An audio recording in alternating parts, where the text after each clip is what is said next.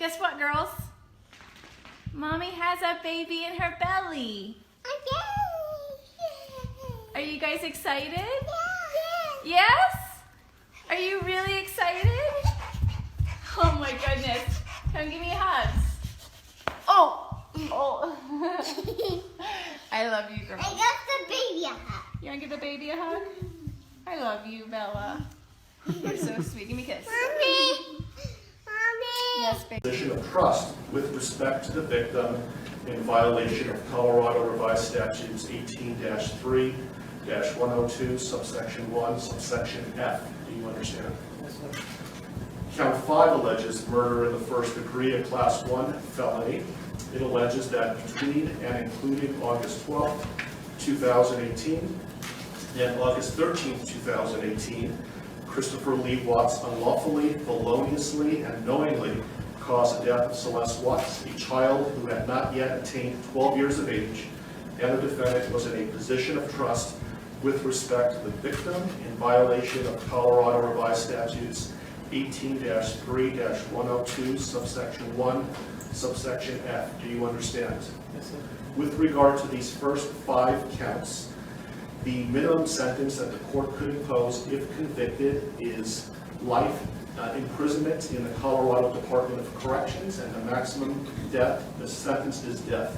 Do you understand? Yes, sir. Let me also point out that pursuant to Rule 32.1 of the Rules of Criminal Procedure,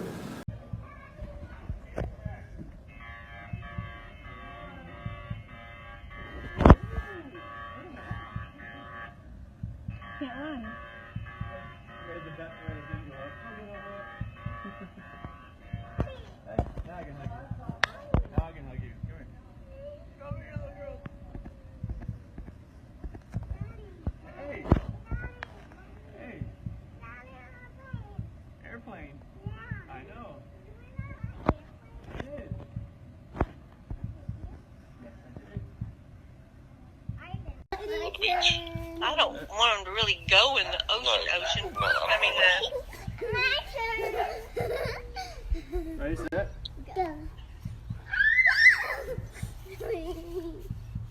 Ready, set. Go.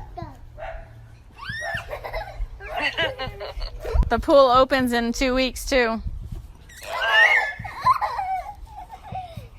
what's the degrees today? 85, last I checked. 120. Wow. No, Cece. Yeah. CC, get girl. Oh gosh. Oh my gosh. Are you kidding? She can climb that fence. If this stillness holds you, a quiet gesture helps sustain these long-form investigations. Taking a moment to like the video or subscribe allows stories like this to be examined with the time and care they demand, bringing hidden truths into focus, one layer at a time. objectively say that this is perhaps the most inhumane and vicious crime that I have handled out of the thousands of cases that I have seen. And nothing less than a maximum sentence would be appropriate, and anything less than the maximum sentence would depreciate the seriousness of this offense. Deputies, I would respectfully ask that you take this defendant into custody and have him serve the rest of his life in the Department of Corrections. We are in recess.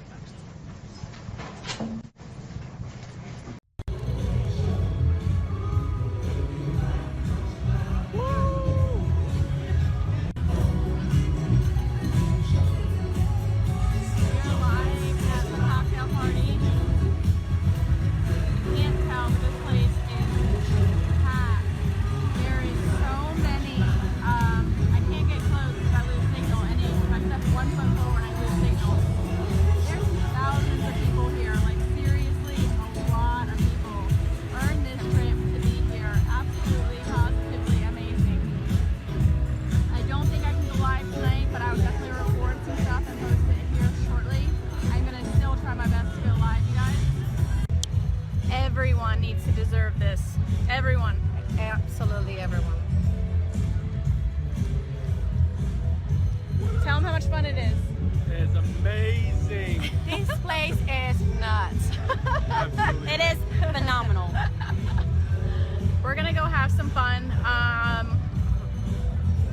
get to hear what's coming out. It's absolutely exciting. We're super excited. We'll be back here live shortly, guys. Love you.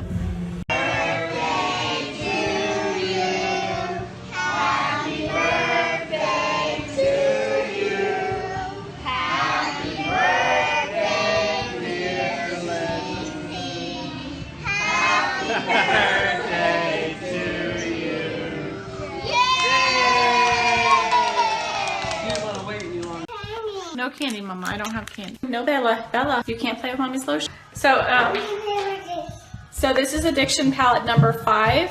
She keeps stealing my makeup. I'm telling you, this is why I lose makeup. She just grabbed my lipstick. I'm wearing my LuLaRoe today. Sorry, guys. I'm dropping everything because of this child of mine. Hence why I lose makeup, you guys. Bella seriously destroys my girls steal my makeup, and I'm Bella particularly. Bella steals them and breaks them, as you saw her do in action today. But here's my Christmas leggings. Can you see them? I haven't been able to get a picture of them yet because Bella doesn't take good full shot pictures yet. Grinch over here. Bella. We have the Grinch over here. We have the Grinch. We have the Grinch here. I don't want to be in it. Get lower.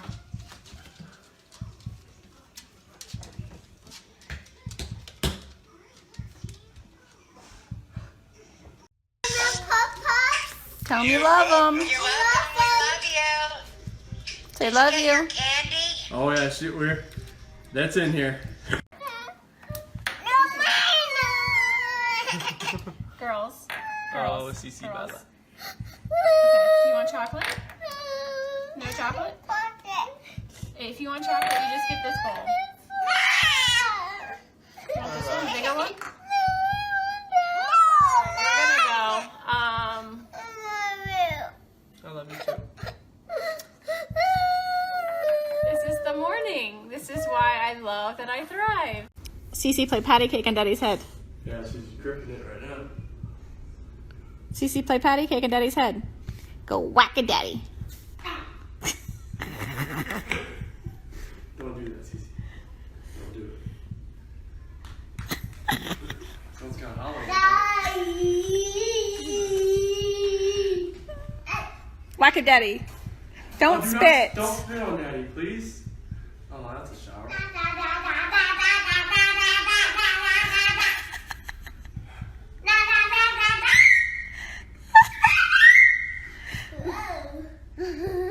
Careful, Bella, don't fall, okay? Whack a daddy. Whack a daddy.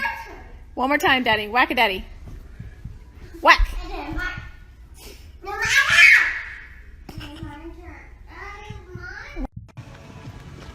Hey guys, good morning, or I know for Colorado people it's good morning, good afternoon for everybody else. I wanted to come here live because today is the big day for the huge, our cocktail party is tonight where Product X is going to be released. We're super excited. We're heading to the pool right now, and then we have a massage today paid for by Lavelle. Today at 3:30. So Chris and I are super excited. So we're gonna get a massage after we lay by the pool for a little bit and maybe go to the beach again. And then we're going to go to the cocktail party. And we will be live there tonight. Past 3 months I barely slept because I've been going through a lot of different emotions because I did not see this coming. You went from being my brother, my sister's protector, one of the most loved people in my family, to someone I will spend the rest of my life trying to understand. What gave you the right to put your hands on a woman, let alone my best friend, my beloved sister, your daughters, and your son? Why weren't they enough for you? In the blink of an eye, you took away my whole world, the people that mattered to me the most. Everything in my life I loved, your children. They trusted you. They loved you. They looked up to you because you promised to keep them safe. Instead, you turned on your family. My blood is boiling as I write these last words because they are the last you will ever hear from me. I can't even think of the right words to describe the betrayal and the hate I feel. And to be honest, you aren't even worth the time and effort it takes to put my pen to this paper. There isn't a day that goes by that I don't cry for my family. They were my whole world.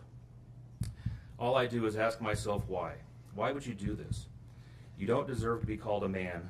What kind of person slaughters the people that love them the most? Did you really think you would get away with this? Did you really think that this was your best option, to throw away your family like they were garbage? They deserve better, and you know it. I hope you spend the rest of your life staring at the ceiling every night, being haunted by what you've done.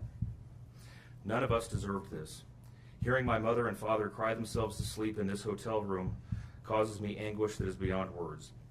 I can't describe how this feels, how badly my heart is breaking for my poor parents. We trusted you. You have taken away my family from this earth, but you can never take them from my heart. You took away my privilege of being an uncle to the most precious little girls I've ever known. I will never hear the words Uncle Frankie again, but you will never be called Dad again either. You'll never be able to put your hands on another woman, let alone my best friend, my beloved sister, and your son. I just can't comprehend how they weren't enough for you. Shanann, Bella, and Cece loved you more than anyone. You were their hero. How could you destroy the people who loved them the most? I pray that you never have a moment's peace or a good night's rest in the cage you'll spend every day of your life in. A cage you are privileged to live in because my family isn't evil like you. We begged the district attorney to spare your life because despite everything, we believe that no one has the right to take the life of another, even someone like you. I feel sorry for your family. I know the pain that they must feel knowing that they can't hug you, because that's how my mother, father, and I feel every time we cry for our family. Nothing hurts more than watching or hearing my family weep for their loved ones. I just wish that I could tell that you would tell the truth, but I know that that is asking for more than you are capable of. I stayed up all night writing this statement. I don't sleep because of you. My life will never be the same because of you, but at least my conscience is clear. I get to live free, but I can't say the same for you. I haven't slept in 2 days because I've been anxiously waiting for this moment, the moment I get to tell you how I feel, how this has affected my family and I. My family and I can finally grieve after today. If anything, we will come out of this stronger today than we were before, and we will continue to pray for your family. Sincerely, Frankie Rusick. Thank you, James.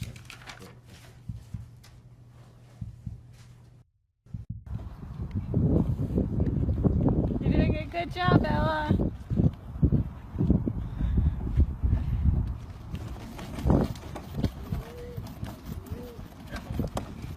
Careful. Hello. Hey, wait, we gotta stop. We're gonna stop before we go across the road. Look both Remember? ways. Look both ways. Your hair came out. Yeah, she pulled them out. Pulled him out. Hey, no cars coming. Hi, Cece. Careful. Careful, boo. Careful, sweetheart. This is how she does it. Cece, you having fun? Yeah, watch the hill, Bella. Alright, get up this way. Ugh. That's all you can. You're ready. Alright. No running up the hill, remember, you're good.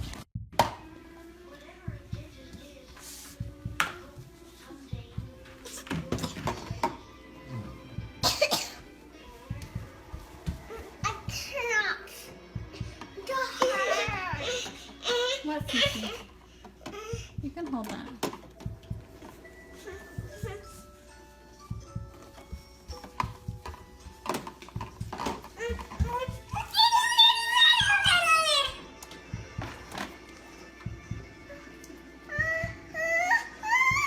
I know God will put the evil people where they need to be. I also want to take the time to thank the town of Frederick, Greeley, FBI, the DA's office, the CBI, for exceptional work. We thank Nicole Atkinson, Shannon's neighbor Nathan, and his family. To me, they're our heroes. They really are. God bless. God makes no mistakes on who he puts in your life. Marriage is about love, trust, and friendship and unity. We marry for sickness and health, to death do us part. Our daughter Shannon loved you with all of her heart. Your children loved you to the moon and back. Shannon's family was her world. Shannon put a crown on your head. But unfortunately, the day that you took their life, God removed that crown. We loved you like a son. We trusted you. Your faithful wife trusted you. Your children adored you. and they also trusted you. Your daughter Bella Marie sang a song proudly, and I don't know if you got to see it, but it was Daddy, You're My Hero. I have no idea who gave you the right to take their lives.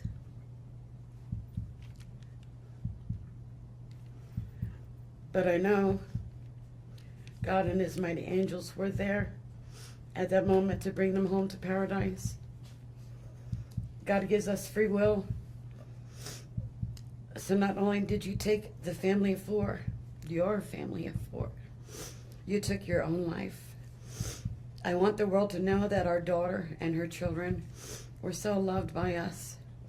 There will always be protected by God and his mighty angels. I didn't want death for you because that's not my right. Your life is between you and God now, and I pray that he has mercy for you. From Shannon's mother, Bella Marie, Celeste Catherine, and Nico Lee's Nana.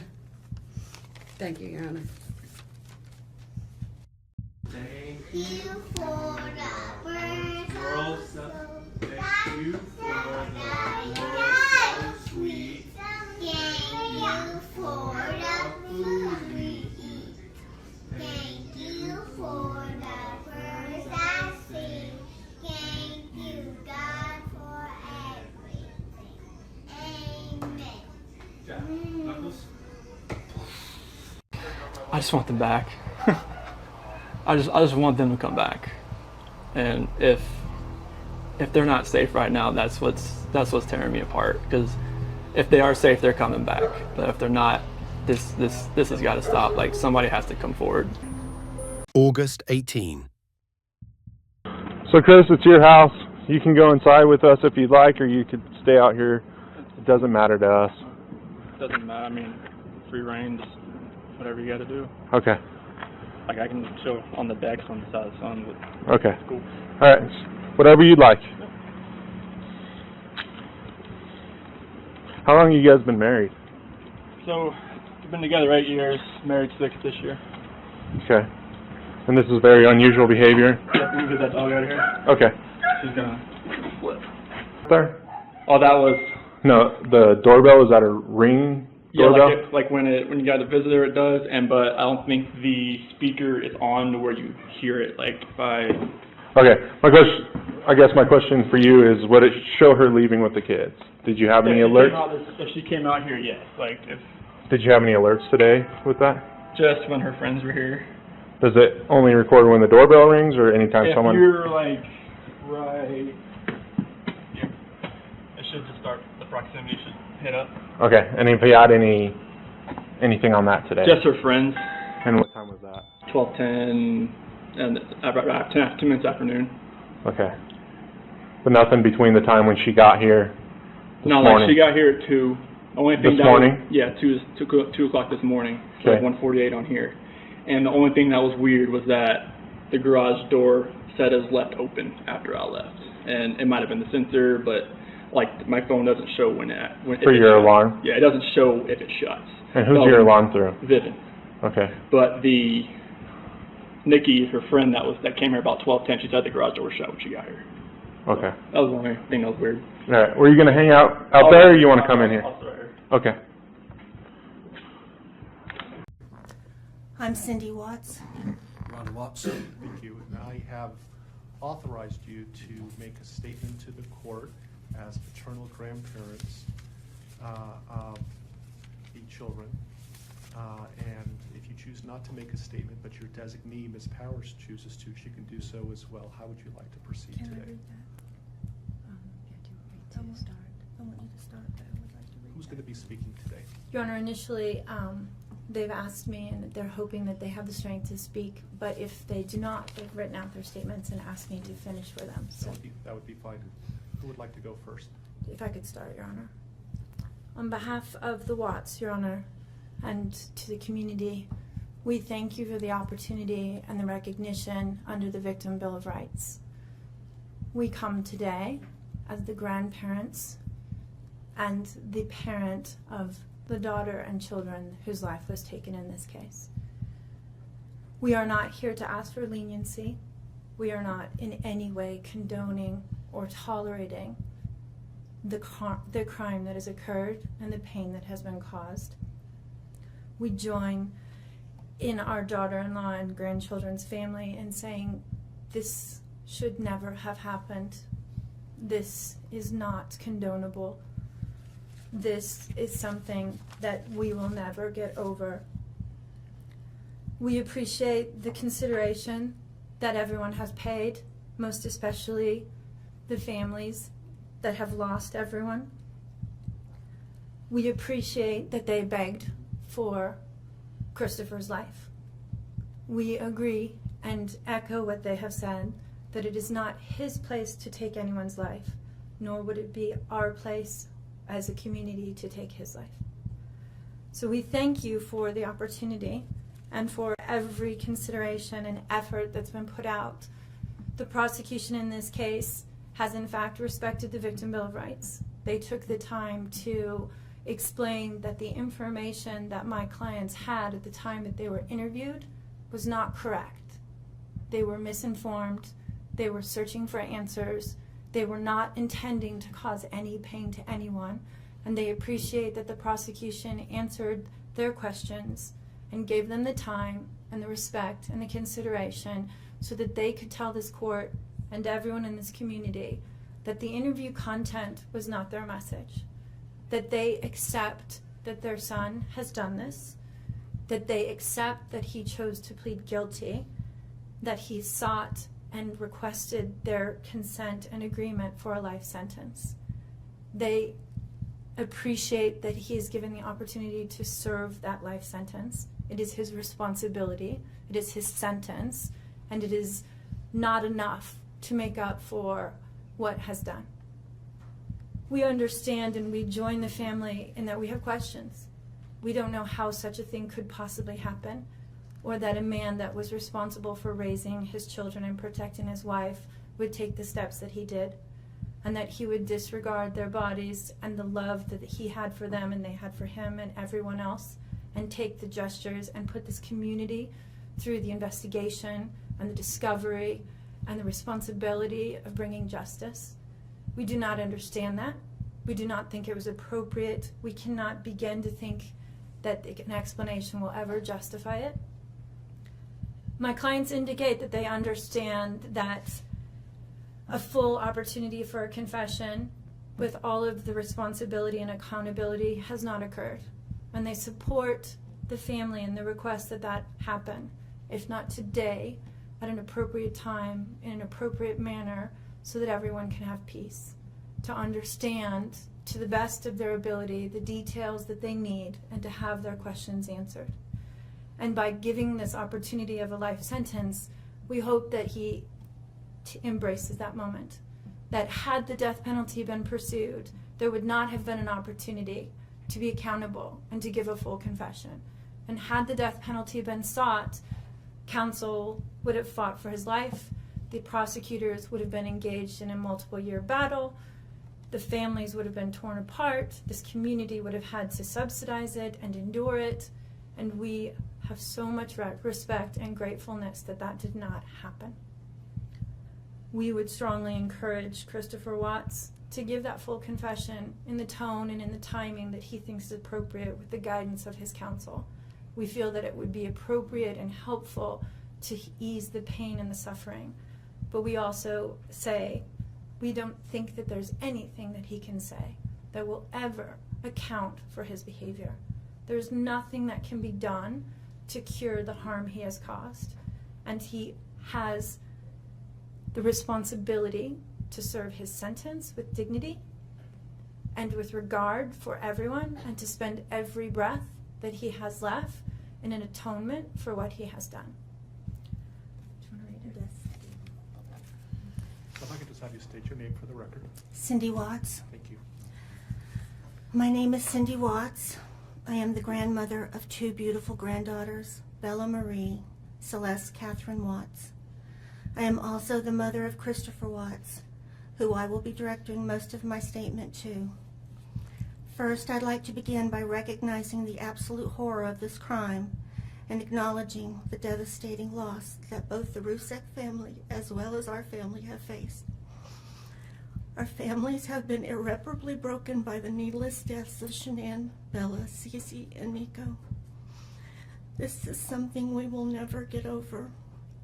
We will always mourn the loss of our family, and in that we are united in our grief. I am still struggling to understand how and why this tragedy occurred. I may never be able to understand and accept it, but I pray for peace and healing for all of us. Now to my son Christopher, I have known you since the day you were born into this world. I have watched you grow from a quiet and sweet, curious child who Bella reminded me so much of, to a young man who worked hard in sports and later mechanics to achieve your goals. You are a good friend, brother, father, and son. We have loved you from the beginning, and we still love you now. This might be hard for some to understand, how I can sit here under these circumstances and tell you, although we are heartbroken, although we can't imagine what could have led us to this day, but we love you. Maybe you can't believe it either. As the Lord said in Jeremiah 3:31, I have loved you with an everlasting love. Therefore, I have continued my faithfulness to you. And you, as your mother, Chris, I have always loved you, and I still do. I hate what has happened. Your father and sister and I are struggling to understand why. But we will remain faithful as your family, just as God remains faithful because of his unconditional love for us all. We love you, and we forgive you, son.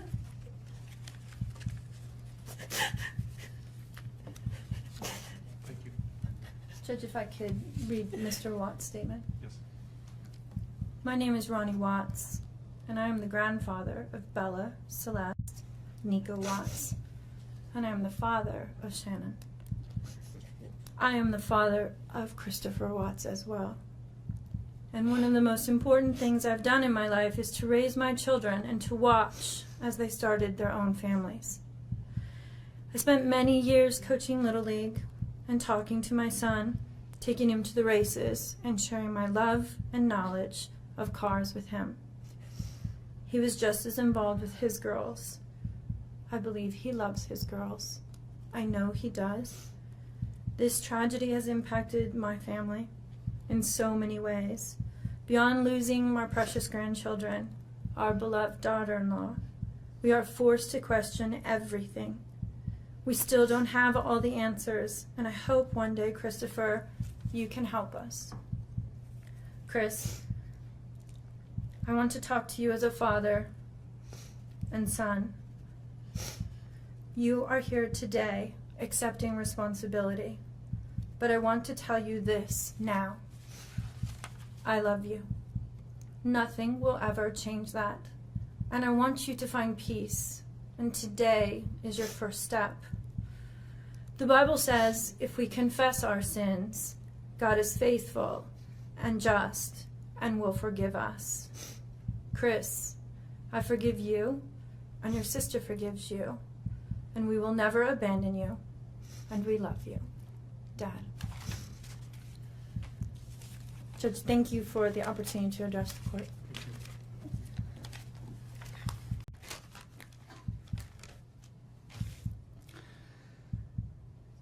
What I'd like to say to the court is that Shannon, Bella, and Nico are loving, caring people. They love life. They love being around people who love them. They always had good times. This is the first time they went to the beach this year, and they loved it. But God only knows what happened that night. Life will never be the same without Shannon, Bella, and Celeste, and Nico. Had all their lives to live. They were taken by a heartless one. This is the heartless one, the evil monster, who dare you take the lives of my daughters Shannon, Bella, Celeste, and Nico. I trusted you to take care of them, not kill them. And they also trusted you. The heartless monster, and then you take them out like trash. You disgust me. They were loving and caring people. You may have taken their bodies from me, but you will never take the love they had from me. They loved us more than you will ever know, because you don't know what love is. Because if you did, you would not have killed them. You monster, thought you would get away with this. I don't know how. The cameras do not lie. You carry them out like trash of the house. Yes, I seen the videotape. You buried my daughter Shannon and Nico in a shallow grave, and then you put Bella and Celeste in huge containers of crude oil. You heartless monster. You have to live with this vision every day of your life, and I hope you see that every time you close your eyes at night. Oh, I forgot. You have no heart or feelings or love. Let me tell you something. I will think of them every day of my life, and I love them every day of my life. Prison is too good for you. This is hard to say, but may God have mercy on your soul. I hope you enjoy your new life. It's nothing like the one you had out here. May the courts have no mercy on you. It's hard every day. It hurts in so many ways. I have heard people say that you're not a monster. No, you are not. You're an evil monster. Thank you. Love you, Shannon, Bella, and Nico. Love you, Pop and Dad. And one other thing. And Shannon says she is super excited for justice today. Thank you, Your Honor. Thank you, sir. Hey, buddy. So Chris and I are sitting here Going on? waiting to board our flight to Miami, and then we're gonna fly all the way back home to see our girls in Denver. So we're super excited. It's been a wonderful, wonderful, amazing experience this week. Lavelle definitely outdid themselves. Literally, this place has been paradise. We've had amazing days, spent the days at the beach, at the pool, on Sanoa Island. We went to the spa. Where else did we do? All the different lounges at night, all the different food. Hi, Sharon. The amazing, amazing food. I mean, seriously, I think I gained 10 pounds while I was here. Hey, Kevin. But it's been super amazing. We took it all in. We had a blast. We had a wonderful cocktail party on Friday night with Lavelle. Super inspiring. I can't say how great this trip has been. This trip is definitely by far one of my favorite trips ever. And I got to spend it with my husband. That's the best part. We earned this trip. All inclusive. I mean, you can't beat that, you guys. Everything's paid for. Your drinks, your food, everything by Lavelle. So it's been super amazing. We probably had, 15 hours of sleep the whole week. It's been fun. We got to mingle with our families and all our friends that we've created through Lavelle. It's been awesome to also see people that have been following me and were able to pull me out of a crowd and say, hey, are you Shanann? And that's been so awesome, so awesome that I've been able to inspire people like that. So we are grateful, extremely humbled, and blessed. All right, ready? Yeah. Hit it down there. Hit it, Bella. Hard. Hit it hard. Bend down and hit it. Come on. Oh!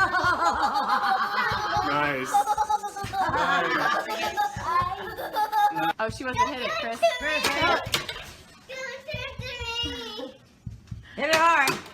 Oh, she did that, Chris. Nice.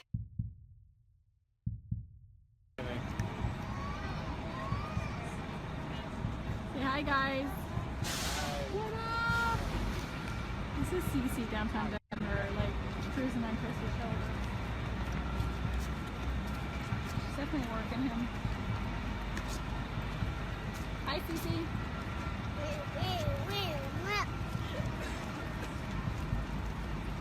Your life up.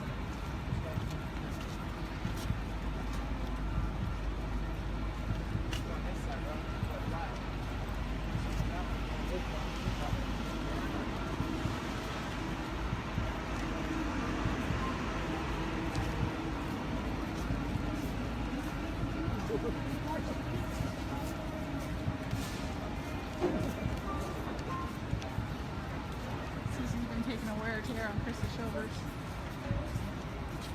Cece. Where you going, Cece? Where you going, bro? Come on, Bella. Yeah. Celeste. Bella. Come on, B. Bella's falling asleep too. Doesn't want to hold. Doing the crab walk. Crab walk.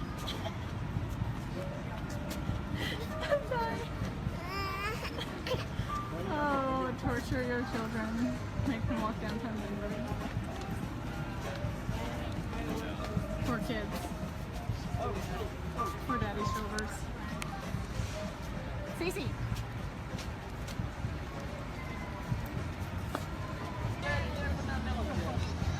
Oh, thank goodness. It turned out nice for us. We're just talking April. They're going to do another lifestyle getaway. I guarantee one's going to be here in Denver one day. It'll be awesome. Right, Cece? Oh, yeah. You having fun, CC? Yep. Yeah. Are you dancing? Dance, dance, dance. Go, CC. Go. Hey, you're asking for it, dude.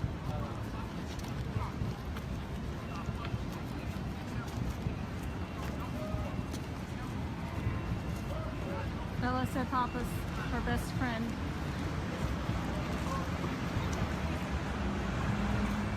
Bring on, come on. Cece's breaking daddy's shoulders. Cece.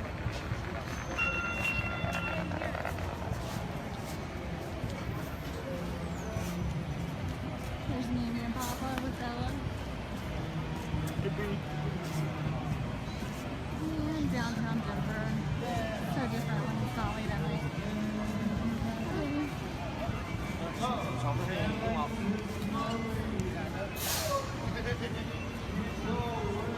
Alright guys, we're gonna head out. So I'm gonna get 8 ounces of water real quick. Hold on. Do you want to get a cup? Got Dieter here. He's not leaving us alone. What's up, babe? Say hi. Look, there's Dieter. It's really cool packaging they got too. I like it. I like 4 or 5 pieces of ice cubes, like 3 or 4 pieces of ice cubes in mine. Can't smell it. But look.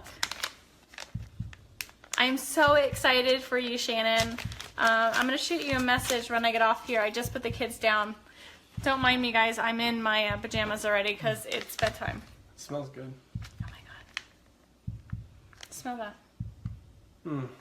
That's good. Christina says it tastes like my favorite ice cream. I'm so excited. I love green mint ice cream. It's my absolute favorite. And it's not just mint ice cream. It has to be green mint. Because, yeah, I'm weird like that. So, I am so excited. And all you do is shake, shake, shake. Kids are down. They're going to be jealous because, yeah. They love candy cane. I'm so excited.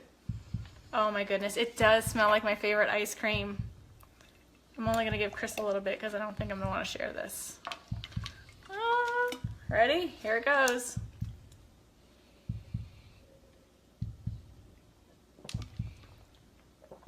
Oh yeah. It's just like mint ice cream. Oh my goodness, this is absolutely amazing. It literally tastes, if you guys have ever had green mint ice cream, it tastes like green mint ice cream, like just like it. Delicious.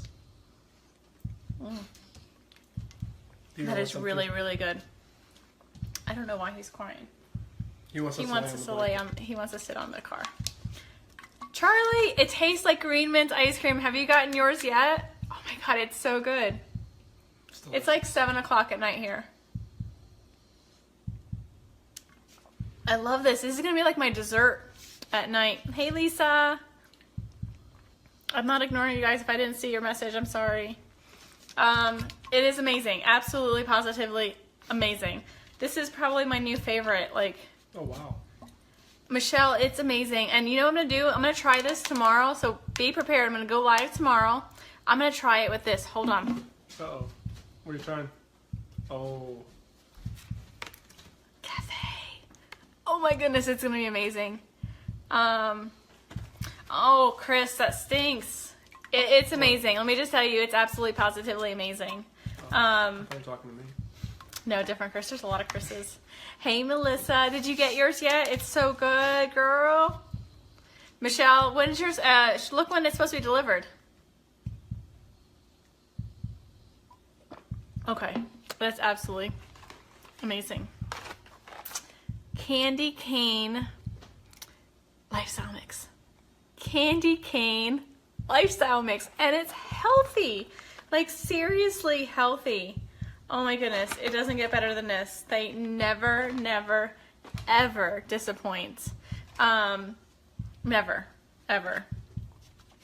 I'm so excited. Okay, guys, so that is our candy cane lifestyle mix.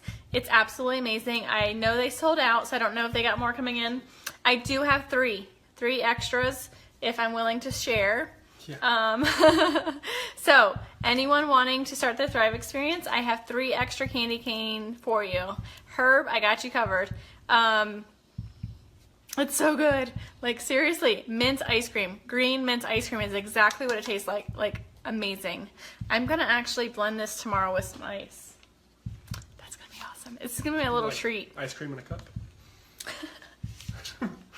Except for it's not green, but it's delicious. It's really, really, really good. Okay, guys. Tomorrow morning, be prepared. I'm going to go live with cafe and candy cane. Cafe, candy cane. Happy mama right here, because I'm baking tomorrow. You guys saw what I'm baking. Should I tell you guys what I'm baking? Listen, you're going to be at work, so you can't taste test. Who wants to know what I'm baking? A free candy cane lifestyle mix, individual, for whoever can guess what I'm baking. Specific. Chris doesn't even know. I know. Nick Thayer does, but he's not going to tell anybody because he can't win. Nobody? No guesses? Nothing? Zilch? Nope. Herb. You got to look at my picture. You can get the hint on the picture. You gotta be specific though. Like, specific. Is it red velvet something? No. It's not about you this year. Cassie, it's so good. You'll have to find out, because now I'm gonna have cafe tomorrow and my lifestyle mix, and it's gonna be amazing. No pumpkin rolls. Nope. Keep guessing though. Okay, so I'm gonna go. I have a lot of follow-up to do. I have a couple more people to help get started. And Shannon, I'm gonna message you just so we can make sure you're getting you're starting tomorrow. I'm so excited. You're gonna love it. Don't notice how great you're feeling tomorrow. Don't notice how amazing the mental clarity is gonna be tomorrow. And don't notice that extra energy you're gonna have, because it's not gonna happen. Nope. No, Dawn. Dawn, we need to get you started, girl. Hey, Tracy. So, that was amazing. That was like my dessert for the night. Super excited. Don't mind my pajamas. I'm still in my pajamas. Or in my pajamas. And they're my onesies. I saw there's a onesie bar crawl, which should be fun. Alright, so stay tuned. Close, Chris. So, tomorrow morning, be prepared. I might wait till the kids go to school because they're not going to want me to not share. So, tomorrow morning, stay tuned. You guys have a wonderful night. I am feeling good. I just had that delicious dessert, and I'll talk to you guys soon. Say bye, Dieter. Ruff. Don't choke him. I'm trying to get his head up. Poor Dieter. He wants his mommy.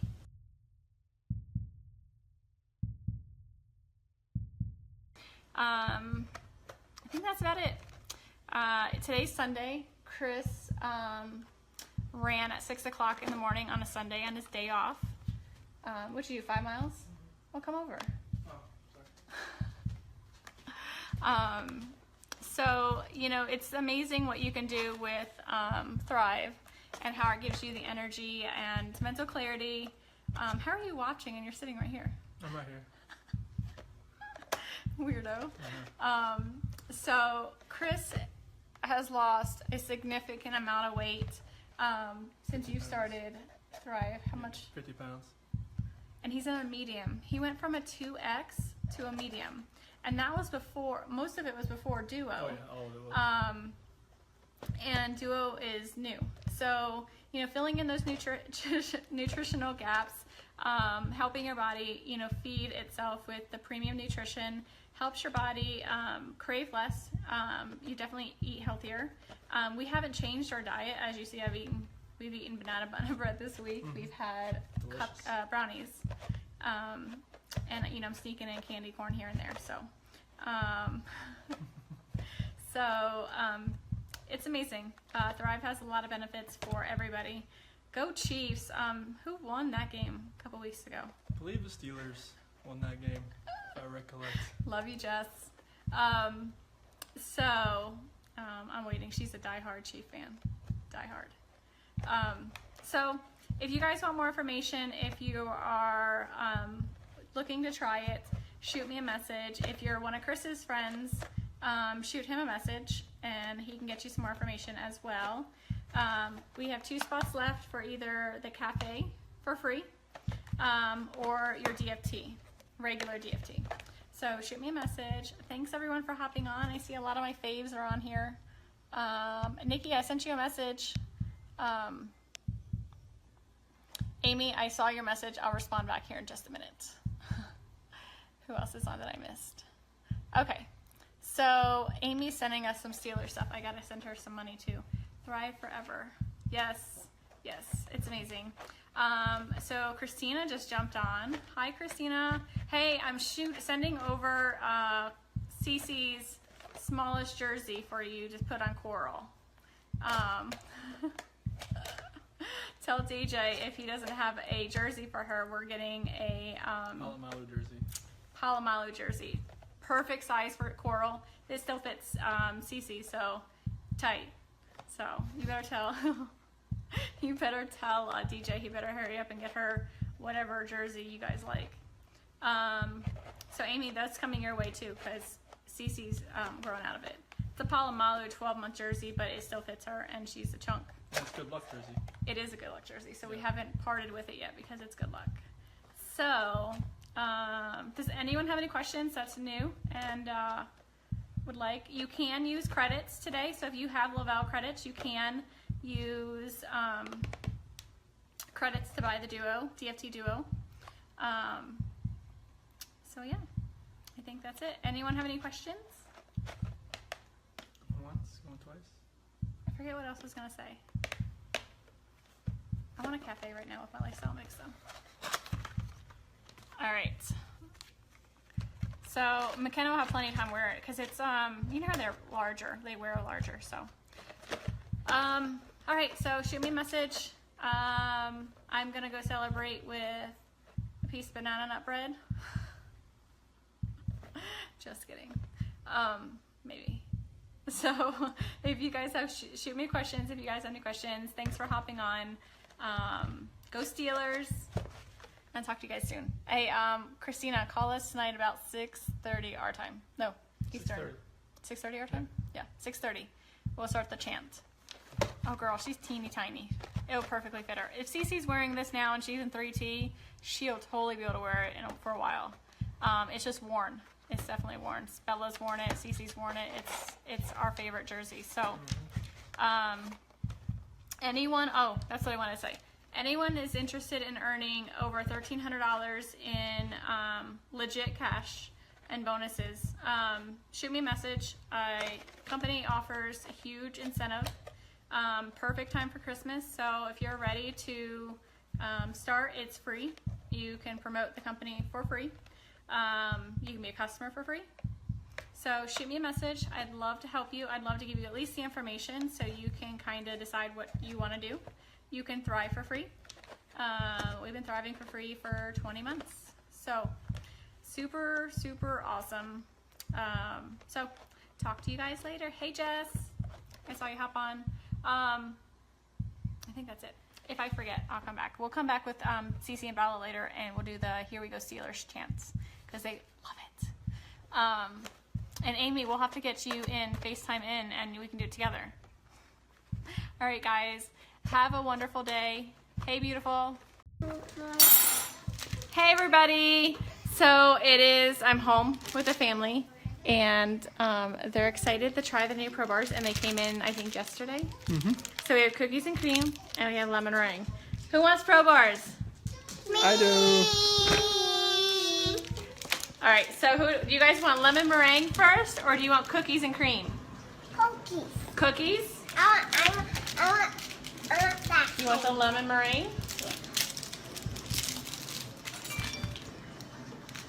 All right, since I have this one open, let's try this one first, okay?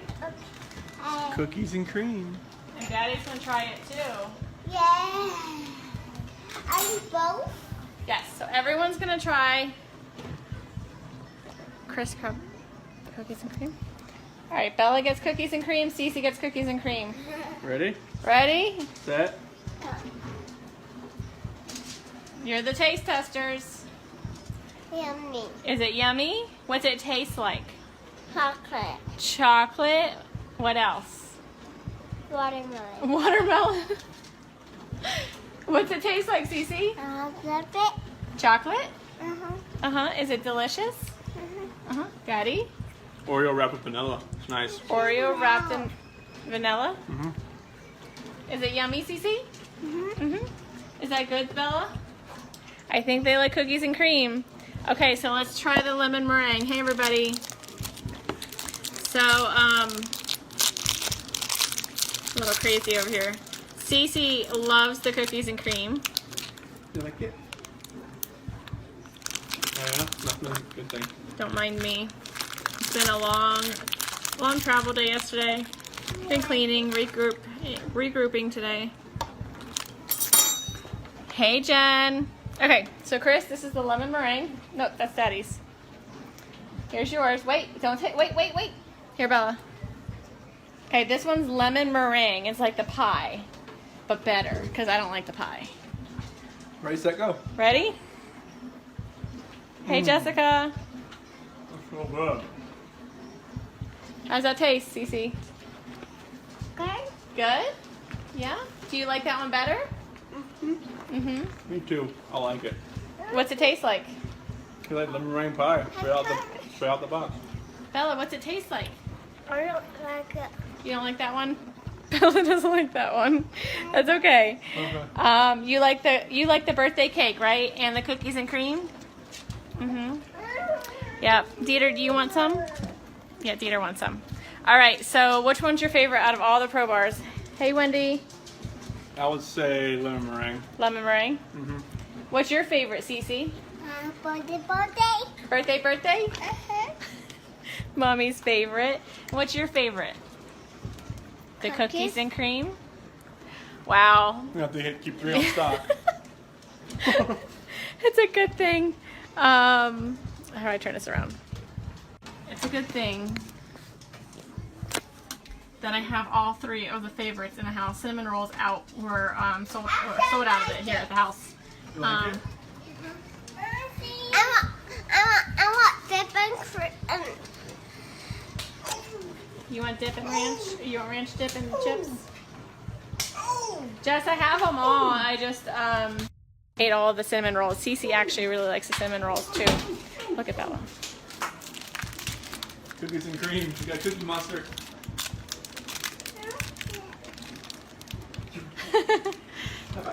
I'm guessing you like it, kiddo. You like it? You want the lemon meringue, Cece? No, she didn't like that one. I don't like that. Daddy will finish it. Yep. All right, you guys. So that's our family. Making sure I didn't miss anything. Hey, everybody. So we're a mixed family. Apparently, birthday cake is a winner for me and Cece. Bella loves the cookies and cream, and Chris is lemon meringue. Surprisingly, because he's a cookies and cream guy. Yeah. So super excited. I love it that it's a healthy snack, and Cece can eat it because she has a tree nut allergy. And none of our products are made in a facility that handles nuts at all. So Cece can have them. There's 0 nuts in them, and it's the only like go-to bar. Like we can't do processed bars. We can't do anything like that because Cece can't have any of it because it's all processed in a plant where there's tree nuts or nuts. So it's really nice that she can have it. It's a quick snack for mommy. It's always in my bag, and I can just give it to her. And I heard you, baby. I heard you. She wants ranch and dip. She's my child. Thanks, Kat. So it's really nice. It's convenient for me as a mom that I can just carry them in my purse and always have something for her. So super excited. The Pro Bars are amazing. They're a great snack, low carbs, low sugar, 2 grams of sugar in all of them, I think. But yeah, 2 grams of sugar and 20 grams of protein. So they're really good for you. So you guys have a great night. Love you. And we're going to be, Cece and I are fighting over birthday cake. So, all right. Say bye. Bye. See ya. All right. Bye, guys. Your Honor, there are no words to adequately describe the unimaginable tragedy that brings us before this court today. By my comments, I'm not even going to try to express the horror, the pain, or the suffering that the defendant has caused to these families, to this community, and to all who were a part of this investigation. However, I do want to spend a few minutes sharing with the court the details of the crime, as so far you've only had an opportunity to review the affidavit and a few facts here and there that have been offered to the court in the motions and pleadings that have been filed. The questions that have screamed out to anyone who will listen since August 13th of 2018 are why and how? Why did this have to happen? How could a seemingly normal husband and father annihilate his entire family? For what? These are the questions that only one individual in this courtroom or on this planet knows the answers to. I fully expect we will not receive the answers to these questions today, nor will we at any point in the future.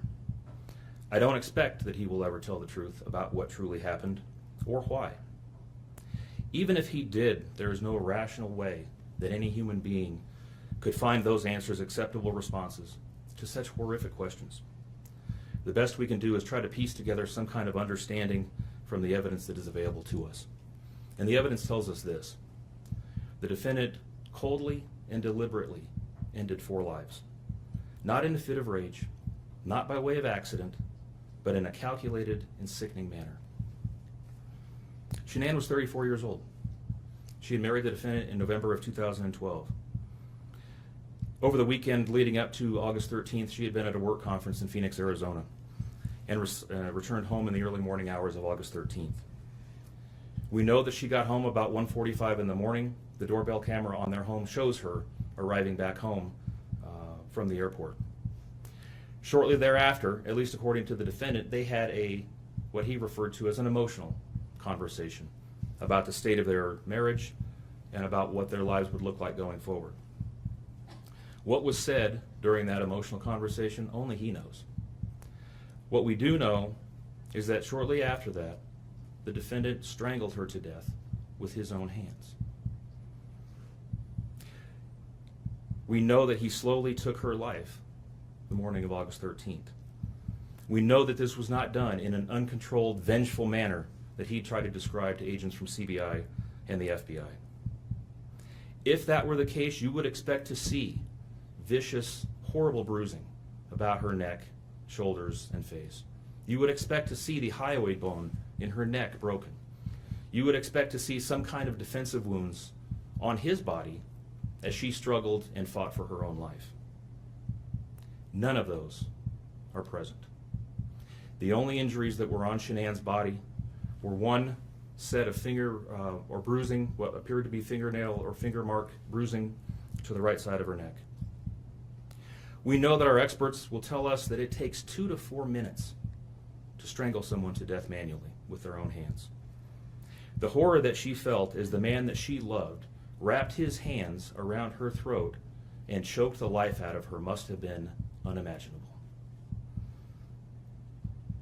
Even worse, what must Bella, age 4, and Celeste, age 3, must have experienced or thought as their father, the one man on this planet who was supposed to nurture and protect them, was snuffing out their lives. They both died from smothering. Let me say that again. The man seated to my right smothered his daughters. Why? Imagine the horror in Bella's mind as her father took her last breaths away. Your Honor, understand very clearly, Bella fought back for her life. The frenulum, the connective tissue between her upper lip and her gum, had a centimeter and a half laceration. She bit her tongue multiple times before she died. She fought back for her life as her father smothered her.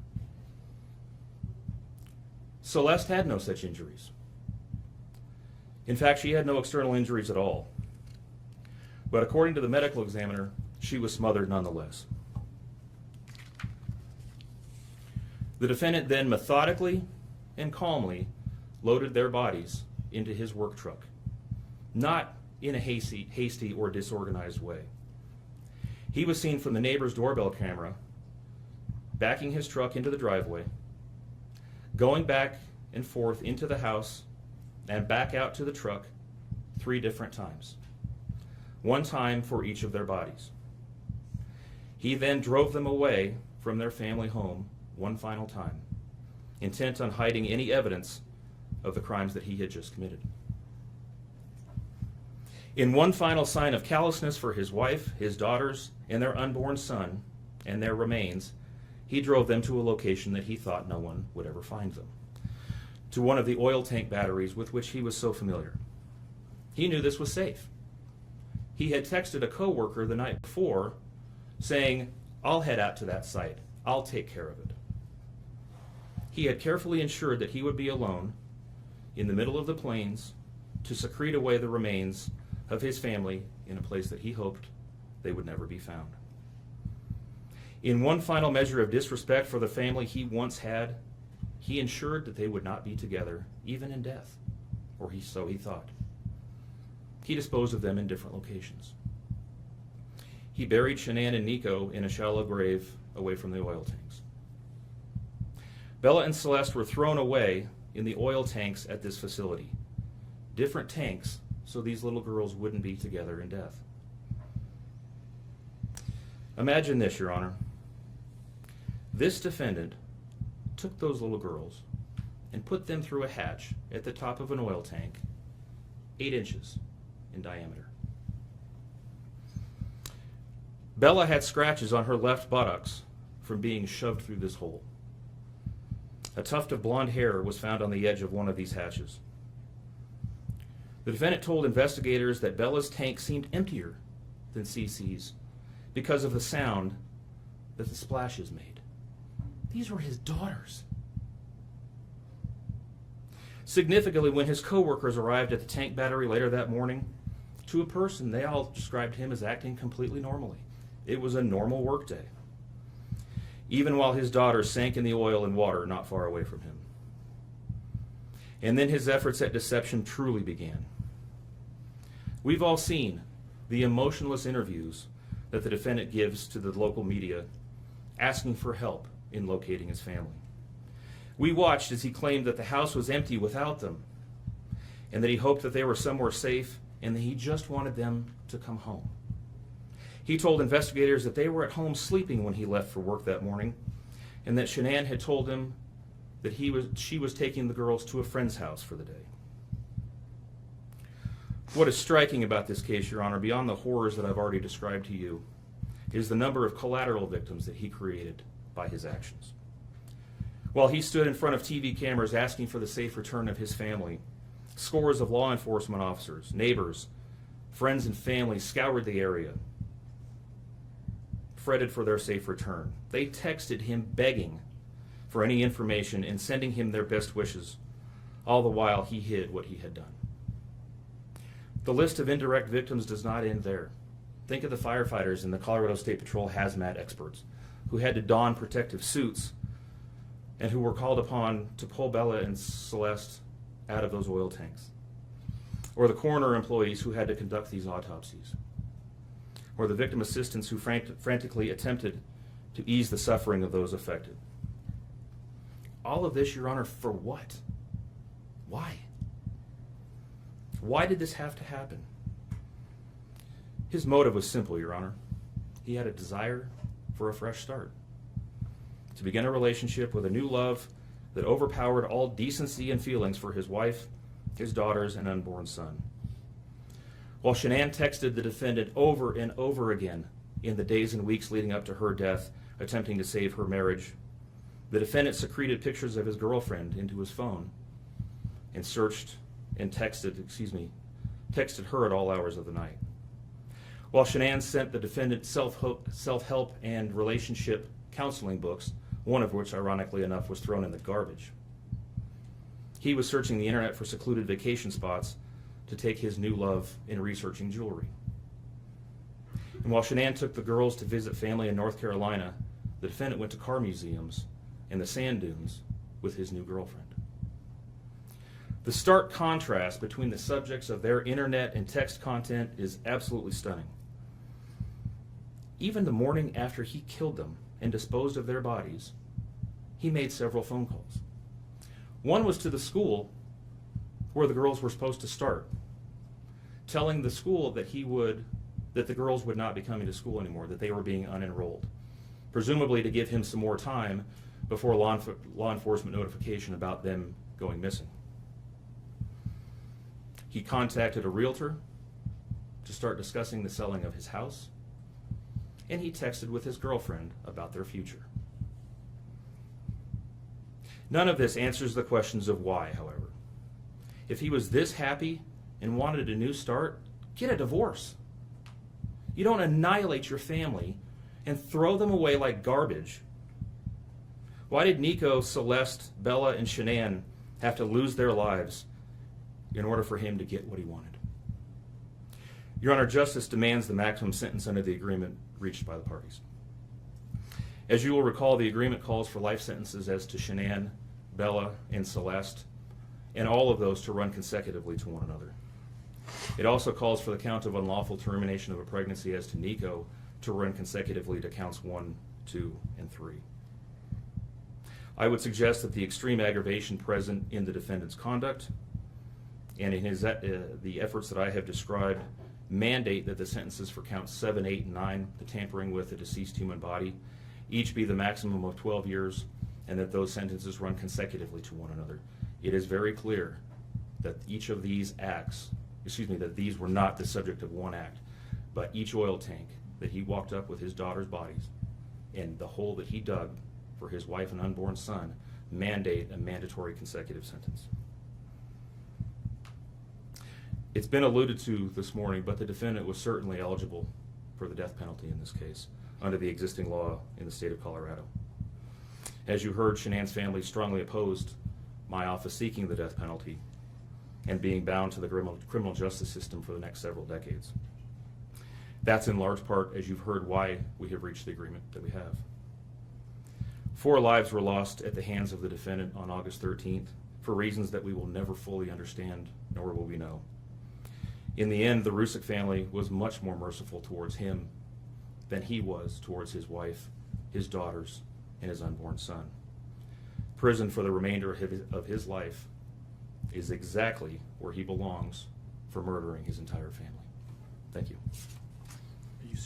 Just wait. Hi guys, say What's hi, going Bella. We gotta get you dressed, kid. I Look know, what Bella's right? eating. Bella's eating some of the ingredients. She got a nice little bowl of chocolate chips. Look at that. What is that, Bella? Can you show them? What is it? Is it chocolate? Is it chocolate? It's chocolate mini morsels, right? Yeah, good job. So she's been eating my peanut butter and the chocolate morsels so far today. So we're gonna let a few more people hop on, and then we're gonna get cooking here, and we'll explain to you what we're cooking up over here. So, Yeah, welcome to the 12 days of Christmas, Lavelle Day, and even though I like to claim that I could probably cook, I can't at all. So I'm gonna let my wife do all the cooking. She's gonna make up some Thrive Bites for us. and I'm gonna go wash my hands real fast. Uh-oh. She's gonna leave me here alone. Oh, we got some people joining. Bella, look. Got people looking at us. Say hi. Wife's gonna be making up some Thrive Bites here in a second, so make sure you hop on and join us for the 12 days of Christmas. Bella's got some chocolate chips. I need a Lavelle apron. They're All right, guys. Hey, Michelle. Hey, Amanda. Bella's showing you what she's eating. She's eating the ingredients. She's been eating the ingredients since I've been getting them prepared. So we're gonna make Thrive Bites today. Chris didn't want to go on live doing it because he didn't want to mess anything up. Not that you can mess anything up with Thrive Bites. It's so simple. Except for today, we're gonna double the recipe because we love the Thrive Bites. When you are craving something to eat, or junk food or whatever, you just pop a Thrive Bite and it fills you up, and it's really delicious. Thrive Bites, right? Good job, Bella. My little helper right here. So today, I will post in the feed the Thrive Bites. Bella, shh. Will you turn it down for me, please? So I'm going to post in the thread here today on how to make Thrive Bites and the recipe. So basically it calls for 1 packet of your lifestyle mix. Now you can use any flavor. I'm going to use vanilla here today. And hold on, honey. It calls for a cup of oats, a half a cup of peanut butter. Hi, Bonnie. Hey, Corey. Look at Bella. A half a cup of mini morsels. Now, I'm doubling the recipe, but still want to keep the calories down, so I'm only going to still do a half a cup of mini morsels. It does also, you can add anything into it, like coconut, peanuts, walnuts, whatever you want. It's up to you. You also add a 1/3 cup of honey, a half a cup of ground flaxseed, and a teaspoon of vanilla. I don't know if I mentioned peanut butter, but also half a cup of peanut butter. Again, I'm doubling the recipe, so everything I'm doing here today is going to be double. Hey, Madison. Take care of my dad while he's there with you this week. All right, guys. Sorry. So first, I'm going to add my oats. These are so good. We can't keep them in the house. So then I added, the mini morsels. I add the ground flaxseed. So I always add all the ingredients. I'll just add the rest of Bella's. I add everything that's easy to mix. And so I'm gonna pour our premium lifestyle mix in a cup so you guys can see the consistency. It is micronized. It is fine. Very, very, very, very, very fine. Hey, Christine. So if you guys, probably can't see that way here. So if you can see how finely micronized it is. I mean, literally it's thinner than flour.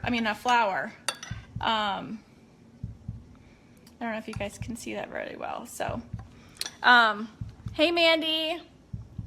So the Thrive Premium Lifestyle Mix is so fine. I mean, it's very, very, very fine. Let me find the other one. So you add 2 of those because, like I said, I'm doubling the recipe.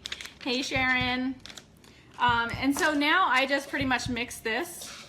And then I'm going to add the honey, the peanut butter, and the vanilla. So look at this so far. Hey, Sarah. So look at our little fry bites so far. They're no bake, super simple, super delicious. Like I said, like I'm going to Punta Cana in February, and I need to continue to, where'd Bella put my spoons? Hold on, guys. I think she took my, hold on.